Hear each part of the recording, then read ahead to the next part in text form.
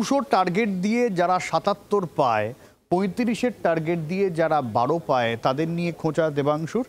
180 target set করে তারা finally কত পেতে পারে এমনই প্রশ্ন তুলেছেন। এমনকি শুভেন্দু অধিকারীকে আমাদের লক্ষ্মী বলেও খোঁচা দেবাংশু।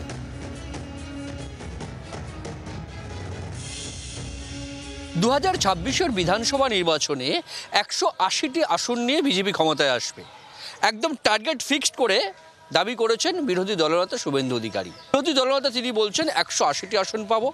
বিধানসভার ট্র্যাক রেকর্ড বজায় থাকলে 180-র 38%, অর্থাৎ 68টি আসন পাবে বিজেপি।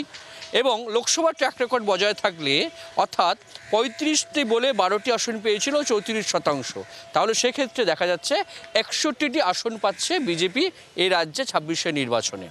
স্বাভাবিকভাবে একদম অঙ্ক কষে শুভেন্দু অধিকারীর দাবির পাল্টা জবাব দিয়েছেন দেবাংশু ভট্টাচার্য। পাশাপাশি তার কটাক্ষ, শুভেন্দু অধিকারী হচ্ছে তৃণমূল কংগ্রেসের লক্ষ্মী। জি 24 ঘন্টার জন্য ক্যামেরায় পার্থ পালের সঙ্গে প্রবীর চক্রবর্তী, কলকাতা। আর এই 180 টার্গেট নিয়ে রাজ্যের বিরোধী দলনেতা শুভেন্দু অধিকারী ঠিক কি বলেছিলেন শোনাই আপনাদের। এই জেলার 2টো লোকসভা আসন নরেন্দ্র মোদীজিকে দিয়েছেন, শপথ নিন আমরা দেব 16, রাজ্যে হব 180 অন্তত, এবং মমতাকে প্রাক্তন করব। যোগী আদিত্যনাথের মতো পশ্চিম বাংলায়ও সুশাসন সুরক্ষা দেব। অভিষেক বন্দ্যোপাধ্যায় তিনি এর আগে কত টার্গেট সেট করেছিলেন 26-এর বিধানসভা নিয়ে শুনবো। মমতা বন্দ্যোপাধ্যায় গত মাসে বিধানসভা থেকে বলেছে 2/3 বেশি আসন নিয়ে তৃণমূল ক্ষমতায় আসবে।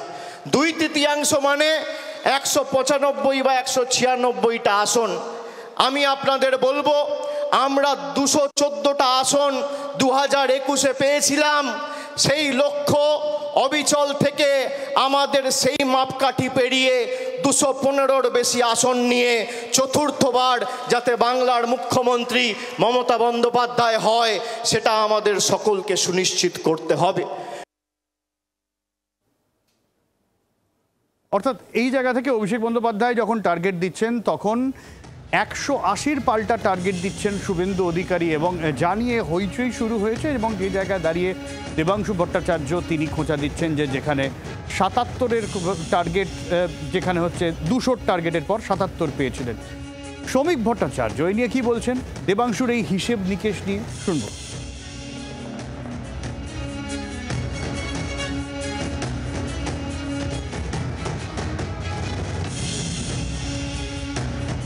দলের হয়তো একাংশের কথা বলেছে, কারণ শুভেন্দু অধিকারী তো মুখ্যমন্ত্রীর কে হারিয়ে দিয়েছেন। নন্দীগ্রামের নির্বাচনের ব্যথাটা এখনো ওরা ভুলতে পারেনি। ওই দুঃস্বপ্নটা দেখে মাঝরাতে সবাই ঘুম থেকে উঠে পড়ে, তারপর আবার শুভেন্দুর নামে জল খেয়ে শুয়ে পড়ে। সেই জন্য বারবার শুভেন্দুর কথা মনে পড়ে। বাংলার আওয়াজ, বাঙালির আবেগ, জি 24 ঘন্টা।